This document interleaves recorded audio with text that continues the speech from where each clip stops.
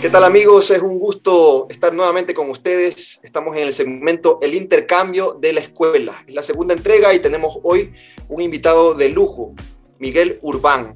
Me acompaña para esta ocasión Margarita Guerrera, mi compañera y docente, por cierto, también del programa de formación de la escuela. Y en esta ocasión vamos a hablar de un tema de enorme importancia, que es la arremetida de la ultraderecha, no solo en América Latina, sino en el contexto mundial. Margarita, si te parece, empecemos con una breve introducción de Miguel. Bueno, como bien decía Augusto, hoy tenemos a nuestro invitado, a Miguel Urbán. Es una conexión transatlántica, además. Así es que, aprovechando las nuevas tecnologías, vamos a hablar con Miguel. Miguel, bienvenido.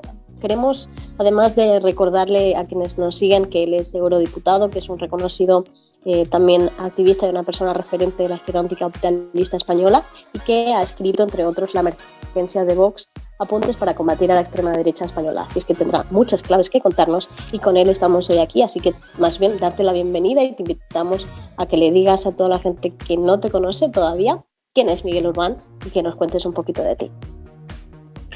Muchas gracias, Margarita. Muchas gracias, Augusto. La verdad es que es un placer estar aquí con vosotros compartiendo este espacio y este tiempo. Bueno, yo tampoco habría que definirme mucho más, ¿no? Yo soy ahora mismo de forma momentánea eurodiputado, es el segundo mandato.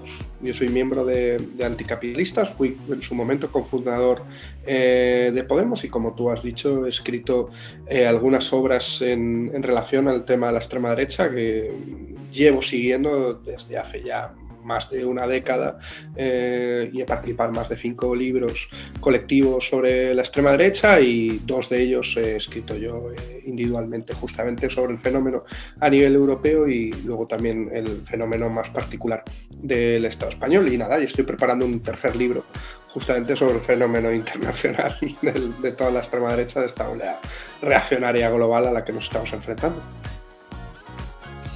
Bien, Miguel, para empezar en este formato que proponemos en el intercambio, queremos empezar con unas preguntas rompehielos, si te parece bien, para un poco, antes de entrar en materia, el condumio. Si te parece bien, comenzamos con la primera pregunta. Esto tiene que ver un poco más con la vida cotidiana, ¿no? Como que seguro comes mucho la tortilla de patatas. Quería preguntarte si la tortilla de patatas se come con cebolla o sin cebolla, Miguel. Para gustos colores. La verdad es que hace tiempo que no consumo tortilla de patata porque aquí en Bélgica no es un alimento tan común. Aunque sí, el alimento tradicional es la patata, es curioso en Bélgica, es como su alimento patrio. Pero la tortilla para mí siempre con cebolla. Pero ya te digo que hay muchos gustos. Buenísimo. Bueno, es que como la parte de que nos escucha desde España, esta es una pregunta que siempre polariza. Están los con cebolla y sin cebolla. Así es que nada, ya sabemos de qué equipo es Miguel. Bueno, también queríamos que nos recomiendes cuál es la última serie que has visto o que te gustaría recomendar. Bueno, la verdad es que no veo muchas series de televisión. Tengo 2 críos pequeños. Y la verdad creo que la última serie que de verdad he seguido entera ha sido la de Mark. Acostumbrarme a ver con los críos justamente las series de televisión hace que no tengas mucha capacidad de optar por series un poco más adultas, aunque he disfrutado volviendo a ver Mark después de haberla visto años atrás. Esta pregunta no estaba en el formato, pero te la hago ya que me has mencionado a los críos. Yo también soy padre de familia. Quería preguntarte si te quedas con Peppa Pig o Paw Patrol. Con ninguno de los dos. La verdad, desde luego, si tuviera que elegir solo entre esas dos, me quedaría con Peppa Pig. Me parece un modelo mucho más pausado, más cercano y demás que el de Paw Patrol, que por lo menos a los míos les excita muchísimo y luego es muy difícil llevarlos a la cama. La tercera pregunta, Margarita, si te parece. esta conversación podría derivar en otra muy interesantísima que podría ser corresponsabilidad y cuidados, pero vamos a reconducir para que nos recomiendes un libro a alguien que está alejado de la política o decepcionado de las instituciones políticas. Además de tus libros, que son de recomendada lectura, por supuesto. No, depende, o sea, depende sobre qué, ¿no? O sea, la verdad es que sí que, o sea, y sobre todo si es ensayo, si es novela, o sea, yo creo que aquí es muy diferente. Yo siempre que digo que tengo que recomendar una novela, a mí me gustó muchísimo y me marcó mucho, y yo creo que es una novela maravillosa, que es Q, de un autor colectivo, Luther Brisser. Y la verdad es que es una maravilla. No es ni muchísimo menos la última que haya leído, pero sí que es una novela que suelo recomendar encarecidamente. Y de los últimos ensayos que leí, la verdad es que aprovechando, ¿no? Justamente que es el 150 aniversario de la Comuna de París, Lujo Comunal de Christian Ross, me parece también una magnífica obra. De hecho, recientemente también publiqué con Jaime Pastor una obra colectiva sobre el 150 aniversario de la Comuna. Aprovecho también para contarla, ¿no? Viva la Comuna, 72 días que estremecieron Europa, ¿no? Yo creo que es una experiencia interesantísima, y Christian Ross yo creo que es una de las personas que ha sabido trabajar de una forma más interesante la creación de espacio social en el marco del primer gobierno obrero que fue la Comuna de París. Buenísimo, ya lo apunto enseguida. Gramsci o Lenin, Miguel. Depende para qué. ¿Con cuál te quedarías si tienes que tomar una taza de café, cualquiera de ellos? Una cosa es la revolución y otra cosa es tomarte un café, ¿no? O sea, no parecemos muy alegres, ¿no? O sea, o dicharacheros en ese sentido. Justamente hablando de la Comuna de París, no se recuerda mucho que Lenin, que como te decía no era una persona especialmente dado a la fiesta, salió con una botella de champán cuando consiguió la Revolución Rusa superar por un día a la Comuna de París, cuando consiguió 73 días y salió a bailar al hielo. Yo con ese Lenin que sale a bailar al hielo con una botella de champán para celebrar que ha durado la Revolución Rusa un día más que la Revolución Comunal, con ese Lenin me tomaría esa botella de champán. Buenísimo. Bueno, para cerrar este tema de las preguntas de rompehielos, si tuvieras que elegir, Miguel, ¿con quién te tomarías unas cañas? Ya no hablemos de café, sino unas cañas. ¿Con Angela Merkel o Díaz Ayuso? ¿A quién le vas? Ninguna de las dos. Pero me he tomado una caña con Díaz Ayuso. O sea, ¿Ah, sí? Es difícil. Sí, bueno. Mira. Díaz Ayuso fue tertuliana de La Tuerca, al igual que yo, y nos solíamos tomar unas cañas todos los que participábamos en el programa, con lo cual no solo con Díaz Ayuso, con mucha gente de derechas que ha participado en La Tuerca nos hemos tomado una caña. Ah, wow, eso no me lo sabía. Desvelando los detrás de cámaras. Público, ella misma, tampoco es un secreto, las cosas pasen, es cordialidad. No, cuando Pablo Iglesias se enfrentó a Díaz Ayuso en las elecciones autonómicas, sacaron varios cortes del programa de La Tuerca en donde participaba Díaz Ayuso, y ella misma reconocía que después del programa se solía tomar unas cañas, o sea que no es algo ni muchísimo menos, no he desvelado ningún secreto. Que además cumplen años el mismo día Ayuso y Pablo, así que podían incluso celebrar su cumple. Bueno, fuera de bromas, ya te cedo, Augusto, para que entremos en materia, que al final es lo importante de esta entrevista. Bueno, entremos un poco de contexto, porque es importante para nosotros acá en Ecuador y en América Latina hablar sobre la emergencia de la ultraderecha en la región. Y hay que mencionar un hecho puntual. En Ecuador, el 30 de mayo, circularon los nombres de políticos ecuatorianos que firmaron un documento llamado la Carta de Madrid, ¿no? Se trata de una iniciativa de la organización política Vox de España, que empezó meses antes, en octubre del 2020, cuya iniciativa fue de Santiago Abascal, líder de la organización, a través de Disenso. En este documento se habla básicamente de la defensa de la libertad, los lugares comunes de siempre, ¿no? La defensa de la democracia, y lo que ellos han convenido en llamar la iberósfera, ¿no? Esta iberósfera estaría integrada, dice el documento, por 700 millones de personas, y se define básicamente como una comunidad de naciones libres y soberanas que comparten una misma raigambre cultural y cuentan con un gran potencial económico y político.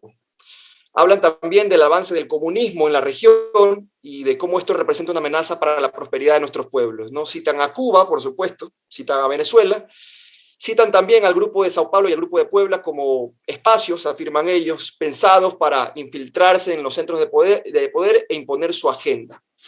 Esto cobra especial relevancia si partimos del hecho de que estos firmantes de la Carta de Madrid, en el caso ecuatoriano, está nada más y nada menos que Otto Sonnenhorstner, ex vicepresidente de la República del Ecuador, Pedro Pablo Freire, que también terció por las últimas elecciones, y el ex ministro de Defensa, hace poco renunciado, Fernando Donoso, lo cual es bastante preocupante, ¿no?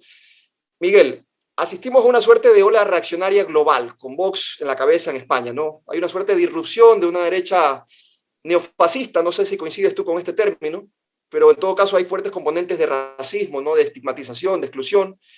Y este es un discurso que está permeando, para nuestra desgracia, sobre todo en la población más joven. Se trata de una derecha extrema que ha venido a imponer, que ha venido a poner de moda el discurso del odio, ¿no? El discurso del odio hacia los migrantes, hacia los de abajo. Son negacionistas del cambio climático, tienen una profunda aversión por las causas animalistas. Y es global porque, por ejemplo, lo vemos en Estados Unidos con el trumpismo, lo vemos ya con Bolsonaro, ¿no? En Brasil, pero también lo podemos ver en Centroamérica, ¿no? En Salvador, Filipinas, etc. ¿Cuáles son, a tu criterio, Miguel, las condiciones que han hecho posible la irrupción de esta extrema derecha a escala mundial, ¿no? ¿Y qué hay de similitudes con o diferencias entre esta corriente y el fascismo de entreguerras? Bueno, prácticamente eso daría para una ponencia en sí misma, ¿no? Por ir parte por parte. Yo creo que el intento de la Carta por Madrid es un intento de emular, en cierta medida, un contraforo de Sao Paulo, ¿no? O sea, yo creo que eso sería, en cierta medida, la lógica, y yo creo que es la primera iniciativa sólida de intentar unificar a lo que podría ser la extrema derecha tanto de Latinoamérica como del Estado español, ¿no? Bueno, pues lo que algunos ahora han llamado iberosfera, ¿no? Que justamente comentabas que es un término que se ha inventado Vox, pero que antes se ha llamado normalmente Iberoamérica, o sea, ese conjunto, ¿no? De elementos que, bueno, luego si queréis le podemos dar un poco también al tema de la neurosis identitaria de la hispanofilia, ¿no? Que ha salido últimamente en la derecha española.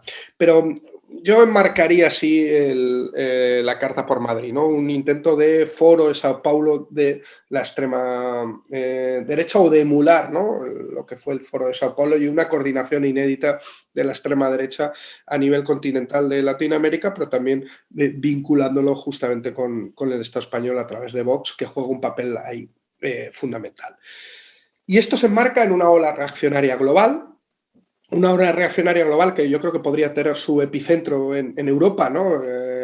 O por lo menos es donde empezó en cierta medida esta nueva ola reaccionaria, y sobre todo en cierta medida esta nueva extrema derecha, ¿no? Con el Frente Nacional en su momento en Francia, con el FPO austríaco en su momento, con la Liga Norte en Italia, con la lista Pi Fortuny en Holanda. Bueno, una serie de cuestiones. De hecho, Vox llega tarde al fenómeno justamente en Europa, hasta el 2019, que consigue entrar en el Parlamento español. España y Portugal con Irlanda eran los tres únicos países que no tenían un partido de extrema derecha con representación propia en su Parlamento nacional, lo cual éramos en cierta medida una anomalía, ¿no?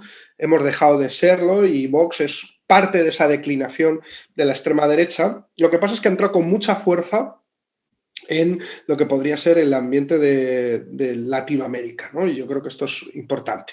Pero como tú decías, no es una cuestión solo europea, ni siquiera es norteamericana, como vimos con Trump, no solo es latinoamericana, con esa ola reaccionaria que ha venido a suplantar o a combatir por lo menos una década de gobiernos progresistas, ¿no? En donde el elemento de los neofundamentalismos religiosos tiene una importancia capital. En el caso latinoamericano es clave justamente la conjunción de esta ola reaccionaria con el neofundamentalismo evangelista pentecostal y neopentecostal, pero también con el neofundamentalismo católico también en Europa, ¿no? Es otro de los rasgos que se ve, por ejemplo, en Vox, ¿no? Y cómo esa supuesta lucha contra la ideología de género, esa lógica antifeminista, es un pegamento dentro de estas extremas derechas. Pero hay que ver, incluso ampliar el marco. Tendríamos que ver la deriva de Turquía, de Erdogan, para entender también que estamos ante un fenómeno también de autoritarismos de extrema derecha. La India de Modi y el neofundamentalismo hinduista, que está teniendo un papel fundamental en el giro político en la India. Podemos ver incluso Filipinas, ¿no? También. en Duterte. De hecho, a Bolsonaro al principio, en las elecciones, al principio, se le llegó a llamar el Duterte brasileño.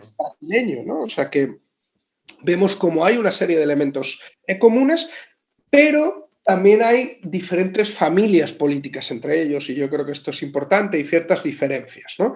Y yo creo que esta nueva ola reaccionaria global no sería totalmente asemejable a lo que podríamos haber o lo que vivimos en los años 30. O sea, no podríamos hablar de una ola reaccionaria global que fuera neofascista en su conjunto. No estamos volviendo al resurgir del fascismo entre guerras. Estamos ante otra cosa. Sí que hay partidos neofascistas, pero son minoritarios, o por lo menos son minoritarios en el clave electoral. Amanecer Dorado en Grecia, Jobbik en Hungría, pero por ejemplo Vox no sería un partido neofascista, ¿no? Sí que tiene elementos neofranquistas en su caso, o de genes franquistas, pero hay rupturas. Un franquismo sociológico, ¿no? Sí, hay rupturas políticas importantes con lo que sería el neofascismo. A mí me gusta la categoría que utiliza en Sotraverso, que él habla de posfascismos, ¿no?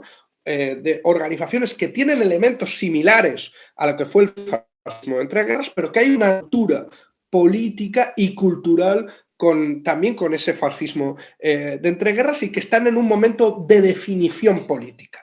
Yo creo que estamos en un momento de definición política. Y esta ola reaccionaria posfascista, de nueva derecha radical, con elementos neofascistas, evidentemente también en su seno, no se podrían entender si la crisis del capitalismo y sobre todo si la crisis del neoliberalismo es una respuesta ante la crisis del neoliberalismo.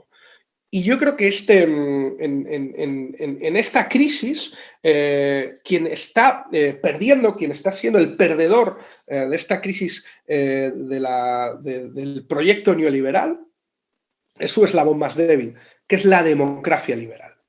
Y yo creo que estos movimientos autoritarios tienen también un elemento que ellos mismos han llamado iliberal.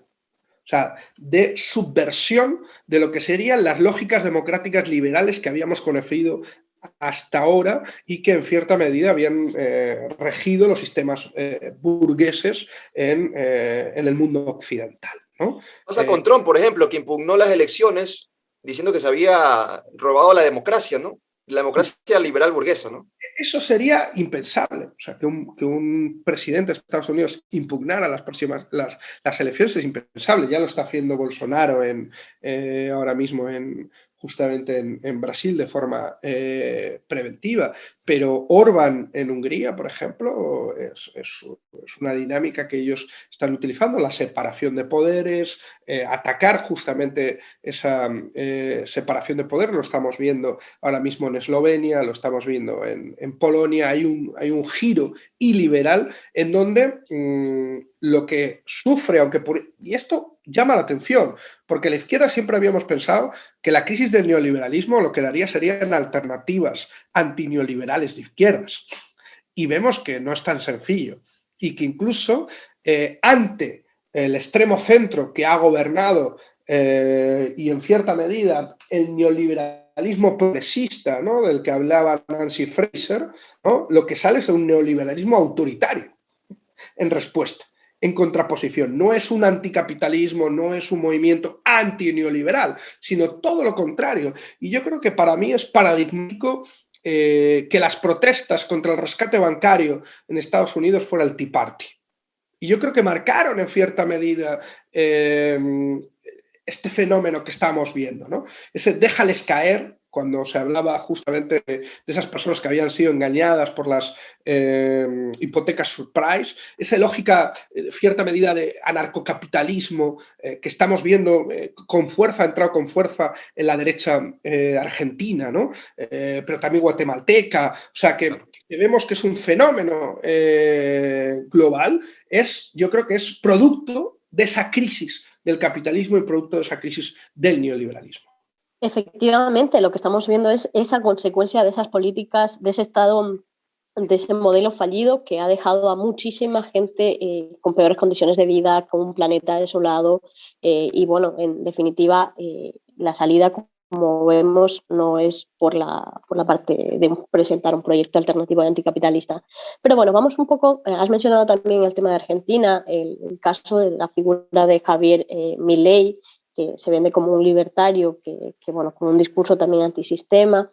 Esta utilización del concepto libertad también la vemos, por ejemplo, en Díaz Ayuso. Es, digamos que uno de los grandes eslogans que utilizan para simplificar bastante el mensaje político que quieren trasladar a su electorado, ¿no? O sea, háblanos también un poco de si estamos ganando la batalla del encuadre o si la estamos perdiendo, por el contrario, y la conceptualización del concepto de libertad. ¿Y qué opinas de esta utilización, ¿no?, de estos marcos en los que estamos viendo discursivamente para atraer a determinadas capas de la población que se puedan sentir atraídas por un discurso que obviamente les vende más libertad como si fuese esa la solución? Bueno, yo creo que esa perversión, ¿no?, de la idea de libertad no es nueva. Que no la ha inventado Díaz Ayuso, ¿no?, que en cierta medida también hizo gran parte de su campaña. De hecho, yo creo que son buenos alumnos de Hayek.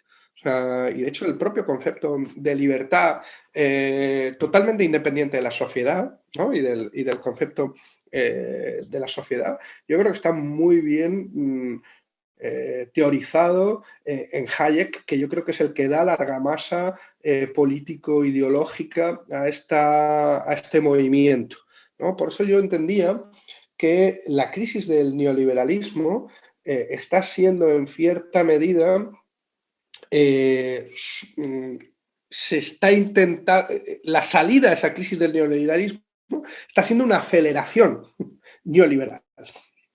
Aunque parezca contradictorio, ¿no?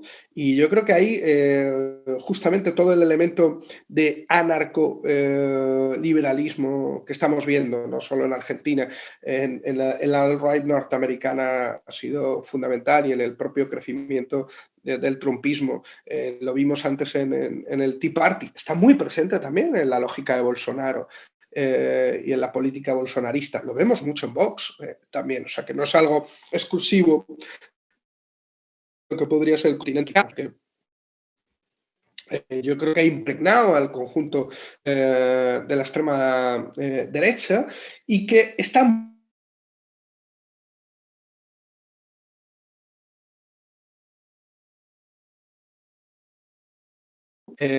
muy vinculado a un concepto autoritario de la libertad y a un concepto profundamente individualista.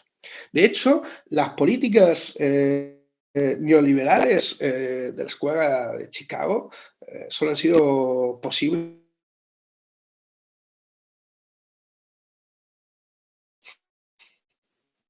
Es que sea falta de libertad.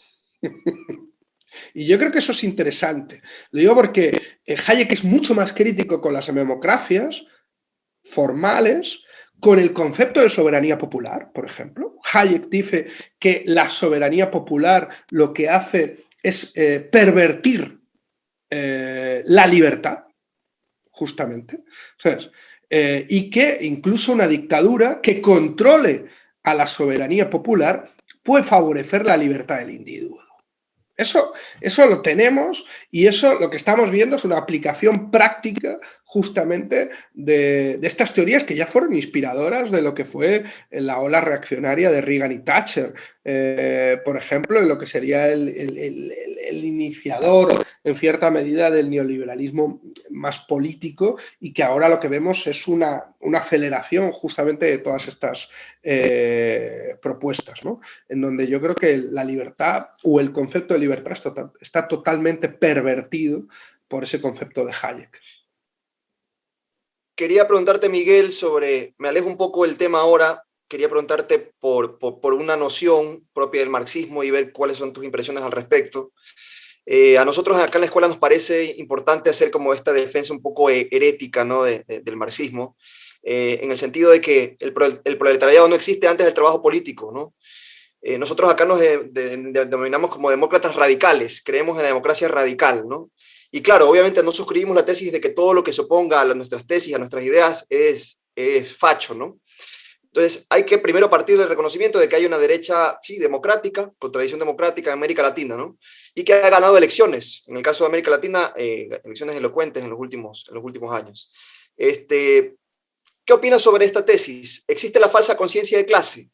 ¿Cómo se explica que la clase trabajadora le vote a las oligarquías o a la casta, como dicen en España, ¿no? ¿No será que las identidades políticas no se derivan de las posiciones económicas, sociales de los sujetos? ¿Qué opinas?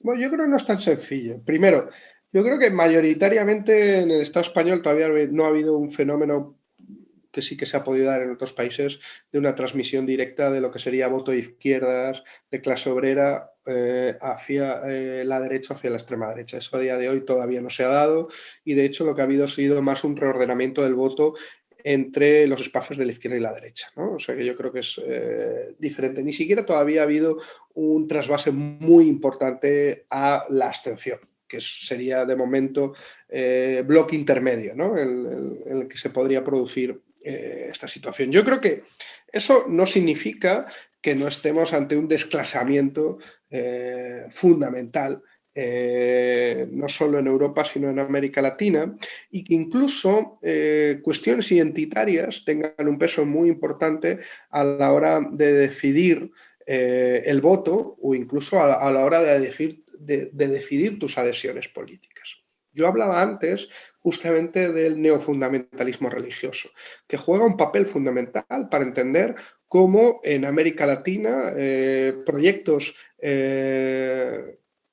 claramente de clase, pero justamente burgués, de las élites, ha conseguido granjearse de una forma inédita en el continente un apoyo popular.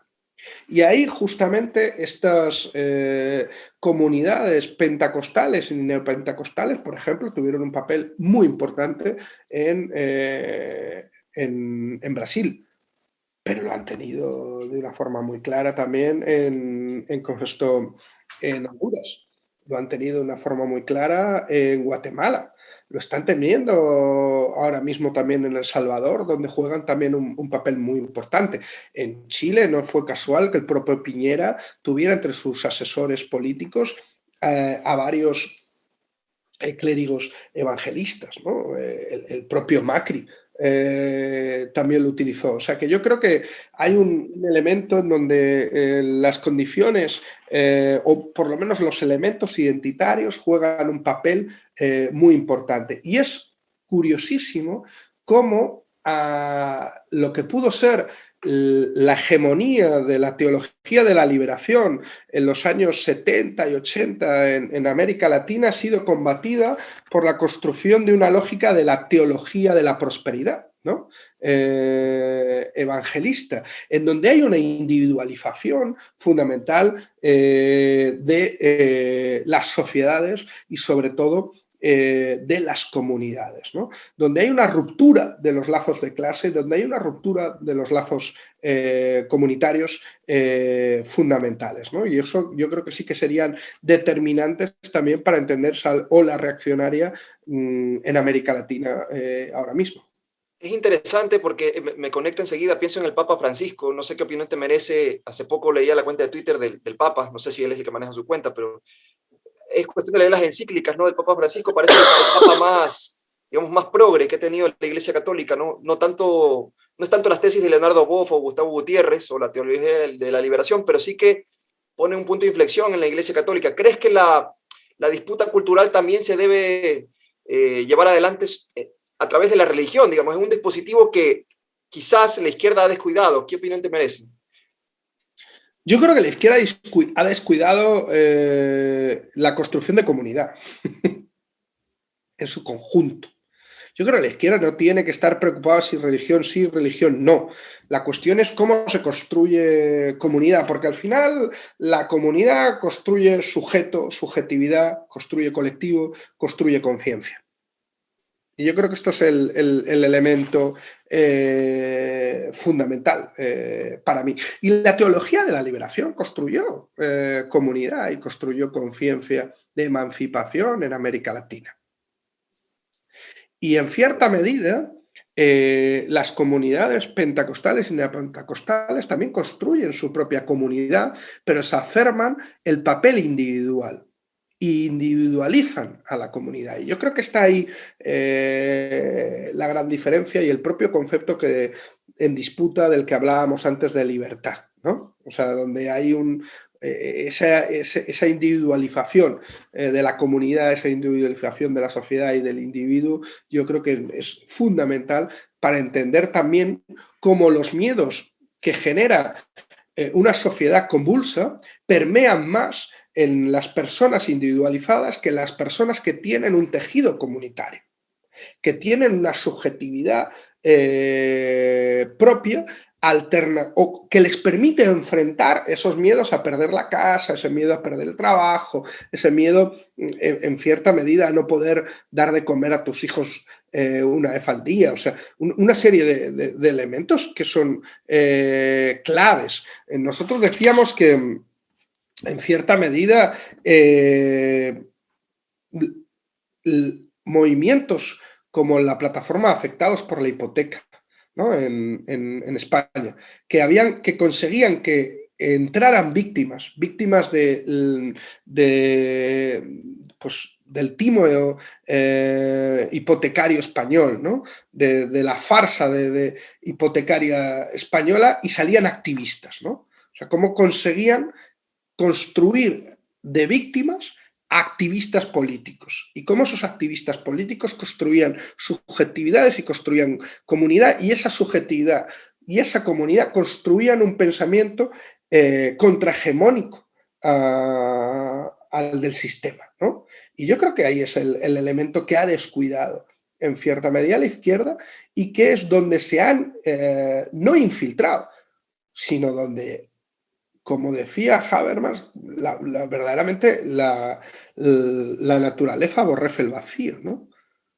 Y el vacío que ha dejado la izquierda ha sido ocupado por otras alternativas. Y yo creo que ahí la lógica pentecostal, neopentecostal, ha tenido un elemento de ocupar esos vacíos muy importantes. Yo creo que la Iglesia Católica se ha dado cuenta, pero se ha dado cuenta muy tarde. En una disputa diferente a la que podemos tener nosotros. O sea, yo creo que Francisco está intentando disputar la pérdida acelerada de feligreses, no solo en América Latina, sino en el conjunto del mundo, hacia otro tipo de rivales, ¿no? Religiosos en ese momento, y creo que responde más a las declaraciones que está haciendo ahora mismo el Papa Francisco que a un acercamiento o no a la izquierda. ¿me entiendes? El problema es que la izquierda ha dejado de acercarse a la gente. Ese es el gran problema. De acuerdo. Bueno, volviendo un poco al tema de Vox y esta parte de la utilización, hablabas de que aborrecemos el vacío, ¿no?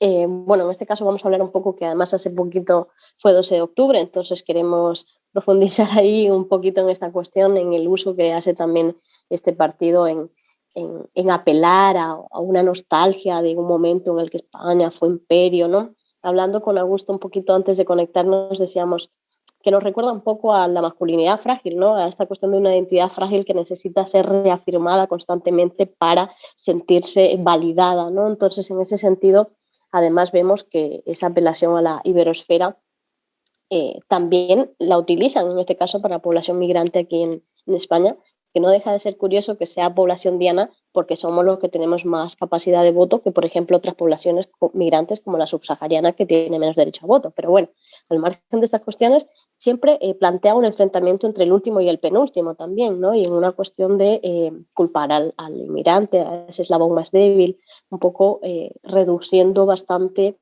la complejidad de una crisis, ¿no? En la que somos perdedores una gran parte, pero ellos pretenden sacar rédito político de esto. Bueno, un poco en este sentido, ¿cómo crees que hay que enfrentarse a la extrema derecha? Y bueno, quizás es una pregunta demasiado amplia, pero cordón sanitario sí, cordón sanitario no. ¿Qué opinas sobre esto? También lo estás viviendo, en este caso en el Europarlamento. También vimos un último incidente en el que casi no te dejaron, bueno, no te dejaron, salvo que, bueno, disputasteis, ¿no? Estar allí con una camiseta antirracista. Todo esto forma parte al final de una performance que intenta trasladar unos mensajes a la sociedad. Y en ese sentido, además, otro rasgo de Vox es la utilización de una falacia, ¿no? De abdomining, de descalificar no solo las ideas, sino al adversario, ¿no? Esto unido al tema de las fake news es un poco varias pinceladas que queríamos darte para que nos sitúes brevemente. Sabemos obviamente que es uno de los temas de tu libro y no queremos pretender que una cosa tan compleja, pero en concreto eres partidario de esta cuestión. Además, en estos últimos días hemos visto el ataque a la sede del sindicato italiano y frente a esto se ha abierto el debate de si se prohíben este tipo de partidos o no. Entonces es una cuestión que cada X tiempo, como una agresión, vuelve a salir. ¿Cuál es tu posición al respecto de esto? Yo creo que serían bastantes preguntas. Voy a ver si las puedo responder una por una. Yo entiendo sobre todo que estamos ante una neurosis identitaria del españolismo favorecida por una derecha acomplejada y herida, ¿no? Tanto por cuestiones internas del Estado español como por cuestiones externas, ¿no? No podemos olvidar que estamos ante un movimiento también reaccionario, que reacciona, ¿no? Yo creo que reacciona primero ante lo que podría ser la crisis de la idea de España por el proceso de independencia en Cataluña, ¿no?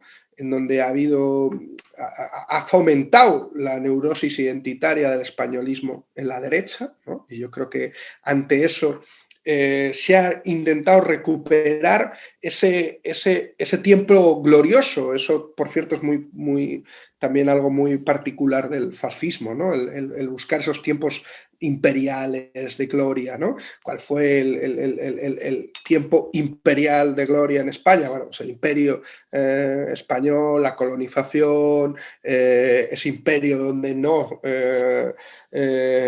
donde nunca caía el sol, ¿no? Que decían, esto lo hemos estado viendo de una forma clara, pero eso yo creo que es una reacción en clave interna hacia el conflicto catalán y sobre todo el cuestionamiento de la idea de España como tal, y también el cuestionamiento de la hispanidad entendida por la derecha española por parte de declaraciones, bueno, pues como la de AMLO en México, declaraciones como la de Castillo en Perú, todo el resurgimiento de un movimiento de pueblos originarios, donde hay un elemento de cuestionamiento de la idea oficial y de la historia oficial de la conquista, de la colonización y de lo que fue la hispanidad, y yo creo que ahí hay una reacción una vez más autoritaria y con un componente de neurosis identitaria muy fuerte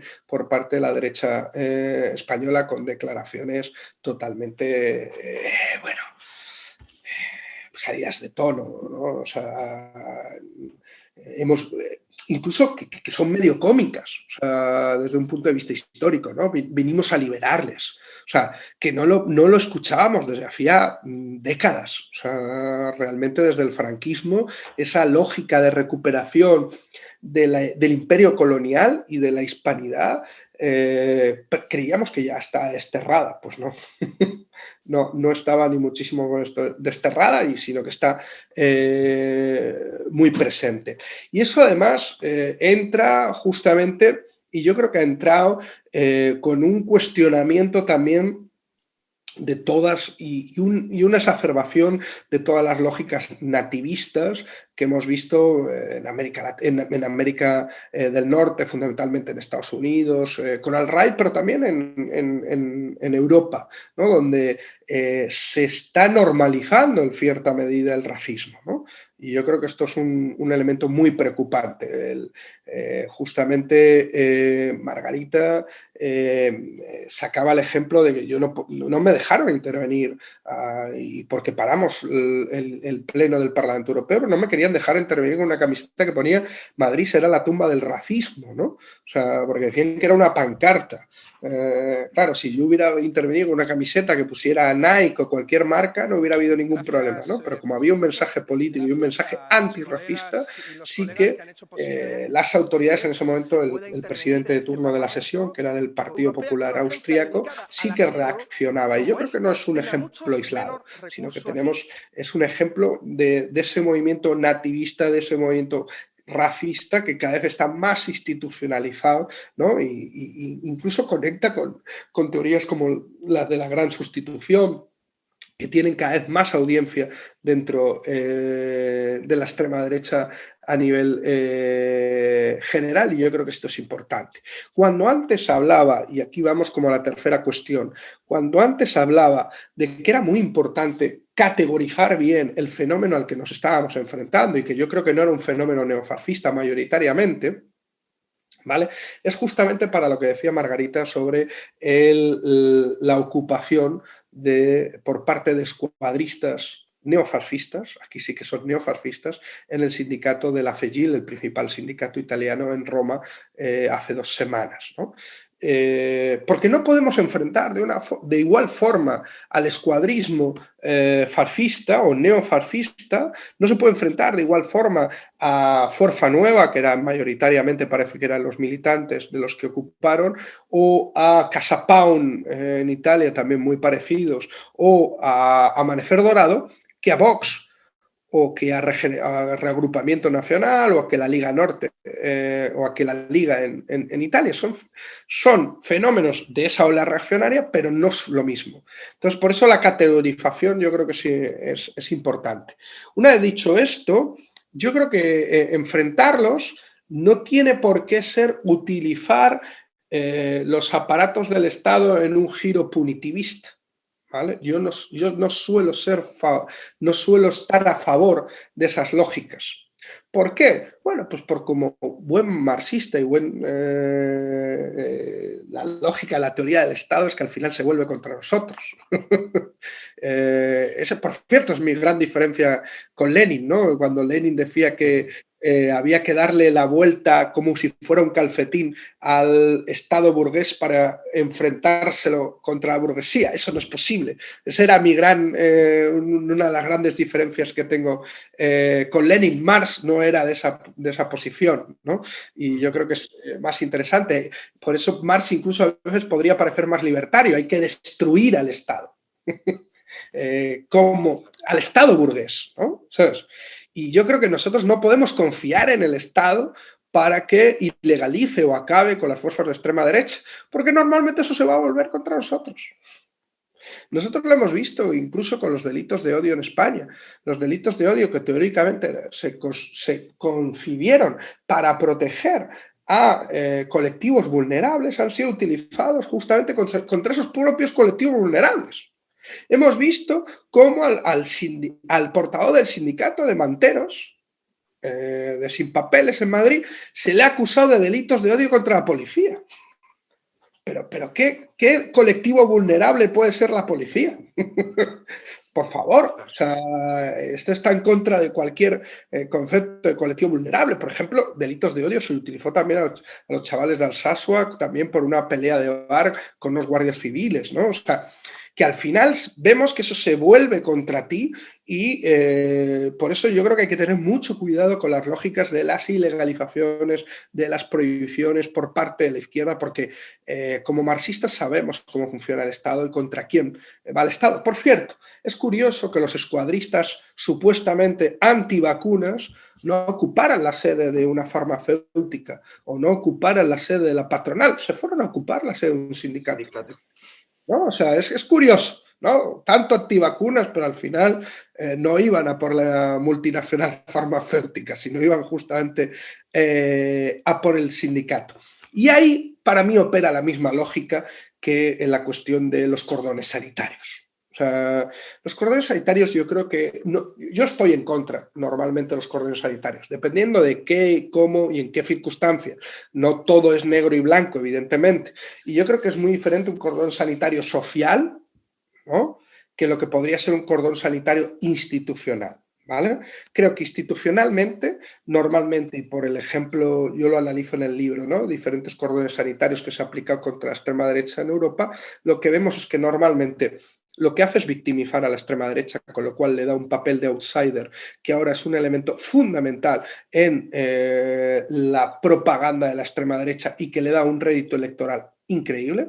Todos contra mí. Segundo, lo que hace es construir a todo, desde la izquierda a la derecha, como una única lógica sistémica contra lo antisistémico, que es la extrema derecha, lo que hace además totalmente diluir cualquier tipo de diferencia económica política entre ese cordón sanitario, porque el único elemento es enfrentar a la extrema derecha.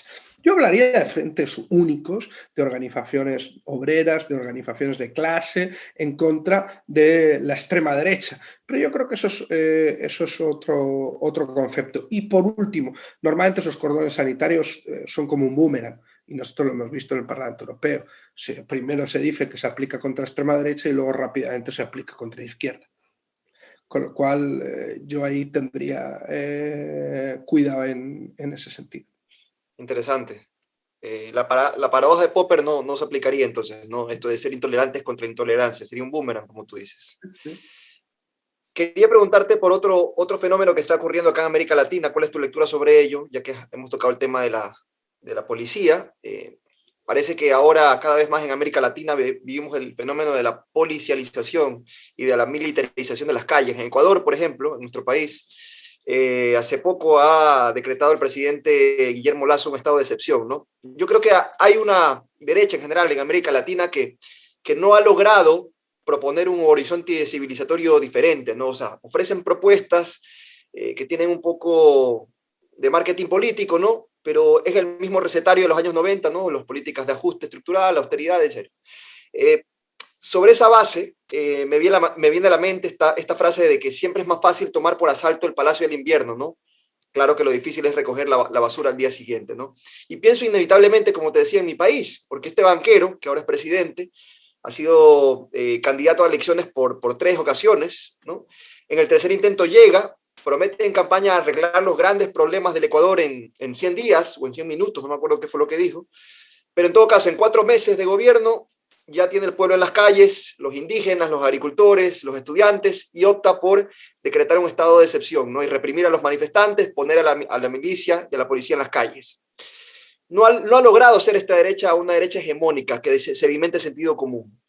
¿Cómo organizar, Miguel, la indignación popular en un contexto tan adverso como el de la militarización de las calles, en un contexto de represión? ¿Qué hacer? A mí me parece muy curioso. No sé si visteis, y con esto empiezo, visteis los Pandora Papers, ¿no? ¿Quién aparecía en los Pandora? Está involucrado Guillermo Lasso, de hecho, me gustaría una lectura tuya sobre eso también, ¿no? Piñera, ¿no? Y Piñera, ¿qué ha hecho Piñera hace una semana? declarar el estado de sitio en la Araucanía, ¿no? En los territorios mapuches. Y 5 días después Lasso lo hace en Ecuador. Ambos aparecen los Pandora y ambos estaban siendo investigados justamente con cierta presión de la opinión pública, tanto por la Fiscalía como con elementos, incluso en el caso de Piñera, de institución, ¿no? Y de repente militarizan. Creo que no es casual, creo que no es justamente casual y que yo creo que está muy vinculado con cortinas de humo en donde se utiliza la represión al ejército y a la policía como un elemento de, pues, no solo de cortina de humo, sino de también control. de control social ante los chanchullos de esta ola reaccionaria de los Pandora Papers, ¿no? Entonces, curioso que todos los que salen los Pandora Papers siempre son los mismos, o siempre de un mismo lado, ¿no? No es casualidad, ¿no? Yo creo que esto es importante reflejarlo y por eso quería empezar por ahí. La verdad es que, fíjate, a veces es más sencillo combatir, y esto es arriesgado, lo que voy a decir, pero a veces es más fácil combatir un sentimiento común dominante que se base en la coerción que un sentimiento común dominante que se base en la seducción. Uh-huh. Creo que cuando la seducción ya no funciona, solo queda la coerción. Y ahí es donde se ve muy bien el declive de Piñera a partir del 18 de octubre en Chile. Y yo creo que ahí se puede ver el declive de Lasso. También fue en cierta medida el declive de Lenin, ¿no? La utilización también del estado de sitio, de lo que sería la salida del ejército. Es curioso, Piñera dijo una semana antes del 18 de octubre que a Chile nunca le pasaría lo del Ecuador, ¿no? Seguramente Lasso diga que a ellos nunca le pasará lo que a Chile, ¿no? Lo que le pasó a Piñera. Bueno, pues yo creo que no es tan sencillo, porque creo que... Le pasó a Colombia también con Duque, ¿no? Son le los mismos pasó ejemplos. a Colombia, pero yo creo que el fenómeno más avanzado ha sido el chileno, en cierta medida. También era el laboratorio neoliberal de América Latina. O sea... Bueno, o sea, era la única constitución que tenía constitucionalizar el neoliberalismo. Claro. O sea, es mucho, ¿eh? O sea, solo existe Chile y la Unión Europea que hayan constitucionalizado el neoliberalismo como la única política plausible y posible, ¿no? Y yo creo que esto es el romper con eso es una ruptura antineoliberal muy, muy fuerte, basado en un proceso de lucha que construye un sentimiento contrahegemónico antineoliberal.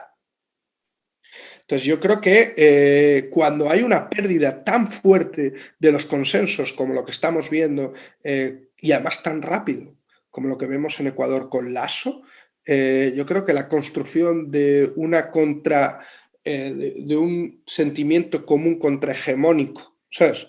Al gobierno de Lasso, yo creo que es más factible ahora que hace un mes. Y bueno, es duro decirlo, porque evidentemente tener al ejército en la calle, todo el tema de la securitización, no es lo mismo. Pero yo creo que pierde, o sea, el propio Estado pierde muchísima capacidad de seducción y muchísima capacidad de consenso. Le ha pasado al uribismo en Colombia, el uribismo está roto, la derecha colombiana está rota. ¿Eso significa que vaya a ganar la izquierda? No. Pero es verdad que la derecha se ha roto, ¿sabes? Y se ha roto por dos cosas. Evidentemente por la militarización y la securitización, pero también por la construcción colectiva de la protesta, ¿no? Un viejo revolucionario decía que el pueblo aprende más un mes haciendo la revolución que 100 años con un partido revolucionario, ¿no? Bueno, pues yo creo que el pueblo aprende en la calle. Y lo que aprende en la calle, sea, es mucho más que cualquier universidad, ¿eh? Y es la mejor escuela. La mejor escuela de construcción de comunidad, de la construcción de identidad, de la construcción, de la reconstrucción justamente de los lazos de clase. Y yo creo que por eso es tan interesante. No, nada es sencillo, ¿no? Pero evidentemente cuando sale el ejército a la calle es que se ha resquebrajado el propio aparato del Estado burgués. Y bueno, esto lo hemos podido ver con mucha claridad tanto en el propio Chile como también en Colombia, y bueno, pues es un manual que se repite, ¿no? Que por cierto, ahora que lo mencionamos, hace poquito que también pasó en Ecuador, ¿no? En octubre del 19, vemos como estos momentos iban, de hecho, pensábamos que se iba a articular regionalmente algo, se iba a prender una llama, porque los niveles de desigualdad son terribles, y bueno, vino la pandemia. Y la pandemia, digamos que cambió un escenario a nivel global. Y en este sentido, ya para llevarlo a una reflexión un poco más amplia, y ya para acabar un poco esta conversación, queríamos que nos comentes una de las hipótesis previas a la pandemia. Yo recuerdo esos primeros meses, marzo, abril, mayo, donde todos los filósofos estaban con la parte más política, bueno, pues sacando sus distintas hipótesis sobre la salida, ¿no? Si vamos a salir con una salida que efectivamente pusiese por delante el bien común, o iba a salir una salida individualista que reforzase el neoliberalismo y el sistema que nos ha llevado hasta aquí. Y en ese sentido, ¿cómo has visto esto? Porque, como decíamos, pensábamos que se iba a recuperar esa idea de bien común. En España, por ejemplo, vimos algunos hitos, incluso simbólicos, con el tema de los aplausos. En otros lugares se ha generado pues redes de resistencia para sobrevivir a este tema de la pandemia. Pero todo eso nos debió dejar unas enseñanzas de que solo nos salvamos si vamos juntos, ¿no? De ahí al giro del sálvese quien pueda que hemos visto en algunos lugares, en el propio Ecuador hemos visto cómo se decidió priorizar el pago de una deuda antes que pues, dar inversión a hospitales. O sea, hemos visto como una forma de abordaje de esta crisis muy diferente y dispar. Y en ese sentido, bueno, paradójicamente no salieron esas alternativas antineoliberales de las que hablábamos hace un rato. Y bueno, creo que era Pierre Bourdieu el que decía que en el momento de crisis uno puede usar un uso clínico o ser un uso cínico de la crisis. En este caso, creo que más abogamos por este último. Pero bueno, queremos saber un poco tu opinión respecto a esto. ¿Qué fue lo que ocurrió para que se configure esta paradoja, este cinismo? ¿Qué rol pudo haber jugado la izquierda? ¿Fallamos también en eso? Bueno, que nos hagas una lectura más bien de este momento, que todavía, desde mi modo de ver, sigue en disputa. No creo para nada que esté cerrado. De hecho, el hecho de que los principales organismos internacionales estén apostando por políticas expansionistas dice mucho de eso, pero creo que sigue abierta la brecha, y aún así cabe en otras reflexiones para este nuevo momento. Sí, yo no soy de esos filósofos, pero sí que me sumé a escribir en su momento, ¿no? Sobre ese escenario que se podía ver post-pandémico, ¿no? O sea, evidentemente que el emperador se haya quedado desnudo, ¿no? En cierta medida, que podamos haber visto las limitaciones tan grandes del sistema capitalista y del neoliberalismo como su expresión más exacerbada para asegurar algo tan básico como la vida, no significa que hayamos derrocado al emperador. El emperador se puede volver a vestir, y de hecho es lo que estamos viendo, ¿sabes? Incluso que se está vistiendo con cada vez ropas más engalanadas, ¿no? O sea, estamos viendo una aceleración de las lógicas neoliberales. Lo vimos en la salida de la crisis del 2008, al principio, si recordáis la crisis, fue tenemos que construir un capitalismo con rostro humano, hemos fallado, ¿no? Es lo mismo que vimos al principio de la crisis del coronavirus. Hemos fallado, no hemos sabido estar a la altura de lo que se necesitaba, y luego lo que vimos fue una aceleración de las políticas neoliberales. No fue una corrección. Ese capitalismo con rostro humano que llegó a decir Sarkozy nunca llegó. sino que lo que verdaderamente vimos es el verdadero rostro del capitalismo. No su rostro humano, sino su verdadero rostro. Y eso es lo que estamos viendo ahora. Hasta tal extremo que es profundamente irracional. O sea, para mí el elemento clave sigue siendo bienes comunes versus propiedad privada. Y ahí la cuestión de las vacunas es tan terrible. Es tan terrible porque vamos a salir de este escenario con un mundo más desigual que el que encontramos antes. Más desigual entre el norte y el sur, pero también entre los sures dentro del norte y los nortes dentro de los sures. O sea que vamos a ver cómo todavía pueden salir nuevas variantes, que no funcionen las vacunas que tenemos ahora, pero vamos a permitir que se caduquen dosis en el norte en vez de liberar las patentes y distribuir la vacuna sabiendo que hasta que no todo el mundo esté vacunado estaremos todos a salvo. El capitalismo es una lógica irracional. Como diputado de la propiedad privada de las patentes, ¿no?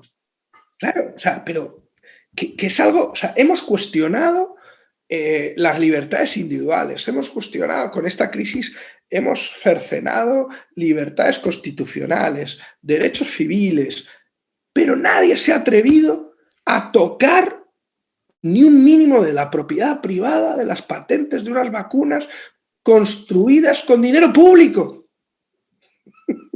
que se han investigado tanto AstraZeneca, Pfizer como Moderna con dinero público. Y no se ha atrevido a tocar esas patentes. Con lo cual yo no sería, Margarita, ni siquiera tan optimista como tú, diciendo que las políticas expansivas pueden mostrar un cambio cíclico del momento en el que estamos. Yo creo que no. Yo creo que esas políticas expansivas están más marcadas en cómo enfrentar la crisis desde una lógica de redistribución de dinero público a manos privadas que desde una lógica de políticas expansivas que blinden derechos o que blinden políticas de lo común. Porque el dinero que se está gastando en Europa es un dinero que no está ni siquiera orientado a un cambio de modelo productivo, sino que está orientado directamente a dar dinero a las empresas para que puedan subvertir la crisis actual. Lo que vimos con los rescates bancarios en su momento. Alemania se ha gastado 2 billones de euros en su sector privado. Una de las transmisiones más grandes de dinero público a manos privadas en la historia del capitalismo. Los propios ERTES en España, se está dando dinero público a empresas privadas sin pedirles nada a cambio, más allá de que no echen al trabajador, pagando los sueldos de los trabajadores en esas empresas. Con lo cual, yo creo que estamos en un momento yo creo que no ha habido nadie más proestado en este momento que los neoliberales, ¿no? ¿Sabes? O sea, ahora mismo, vamos, o sea, nadie habla en contra del Estado, todo lo contrario. Bueno, en Ecuador eso es inverso. Ahí hay un fundamentalismo hasta para eso, ¿no? Pero bueno, pero que al mismo tiempo es ideológico, pero que no se sustenta en datos macroeconómicos. O sea, esto es lo mismo que Argentina, esta nueva extrema derecha, igual que Vox en España, sí que agitan, no, el Estado, sí, bueno, pero Vox, cuando estuvo en peligro el Real Decreto para que los fondos europeos se transmitieran a las grandes empresas, Vox, que dice que este gobierno es el peor gobierno de los últimos 80 años, incluso peor que el de la dictadura socialcomunista y tal, fue al Congreso llamado por la patronal española, absteniéndose, favoreciendo que ese Real Decreto saliera. Claro. O sea, que toda esa lógica anti-Estado, toda esa lógica contra los subvencionados, ¿no? O sea, incluso como la extrema derecha habla de las paguitas a los migrantes, de las paguitas a los pobres. Paguitas es lo que estamos dando a las élites y a los empresarios, que les estamos llenando de dinero público sus bolsillos. Esto es una de las grandes trampas justamente de esta crisis, en donde estamos viendo una aceleración neoliberal, y por eso creo que de esta crisis lo que vamos a ver es una exacerbación también de esta ola reaccionaria global para acompañar justamente esa aceleración neoliberal. Pero también, y por poner también un elemento yo creo que de esperanza, porque lo hay, nunca el final de la historia, eso no existe, y yo creo que si esta extrema derecha es el partido de algo, es el partido del no se puede. No se puede cambiar las cosas, son el partido de que todo sigue igual, ¿no? Son conservadores en el concepto reaccionario de la palabra, ¿no? El pesimismo es conservador por definición.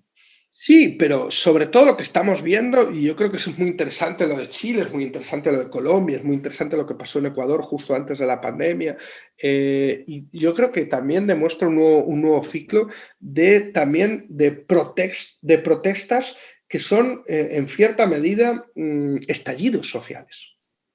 O sea, ya no vemos protestas articuladas. Ecuador a lo mejor fue diferente, ¿no? Porque la CONAE jugó un papel ahí fuerte, no es lo mismo que Chile y que Colombia, en donde yo creo que hay una atomización más fuerte de lo que serían los mediadores sociales de la protesta, ¿no?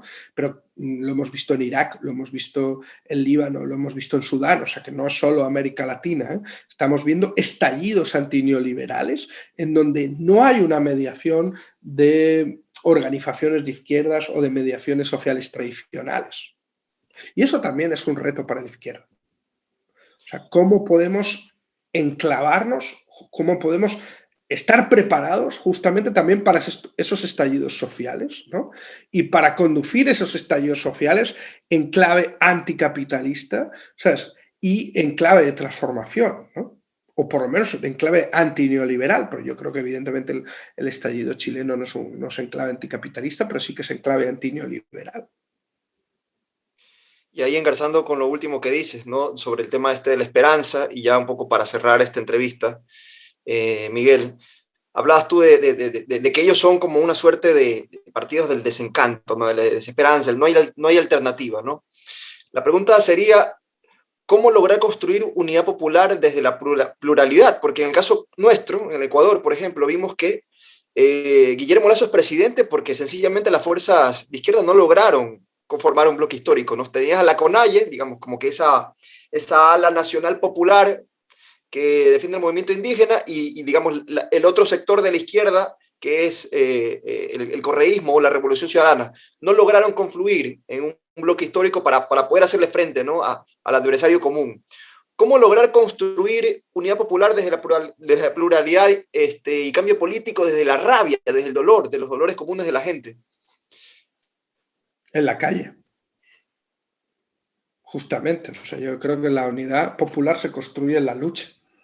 Se construye, y no tiene por qué ser la gran lucha, no tiene por qué ser el estallido, sino se construye en la resistencia, se construye en la calle generando alternativas, ¿no? O sea, yo creo que no hay mayor unidad popular que los diferentes militantes de un barrio trabajen juntos por un objetivo común. O sea, eso vale más que 1000 discursos, ¿sabes? Y yo creo que eso es lo que muchas veces falta en el campo popular, ¿no?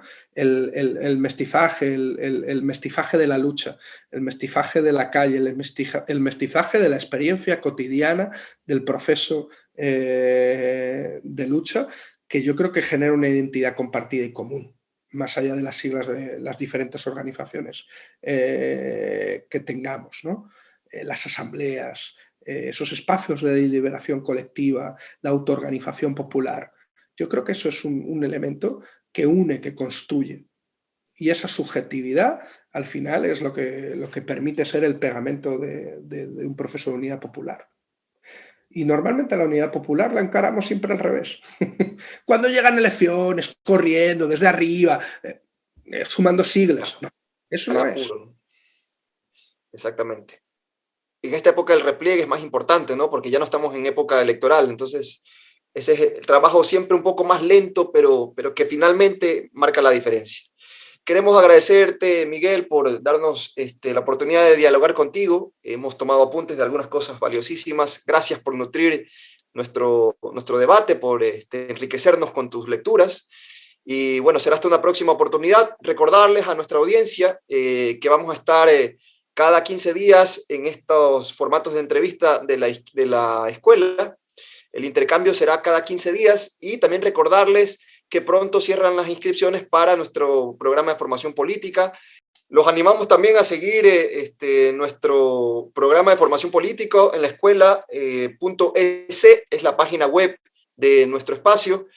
Las inscripciones están a la orden del día para quienes estén interesados en seguir formándose y para construir este gran bloque histórico que estamos llamados a desarrollar desde este foro común. Agradecerte también a ti, Margarita, por el tiempo dispensado en esta entrevista y bueno, un abrazo a la distancia, buenos días y buenas tardes.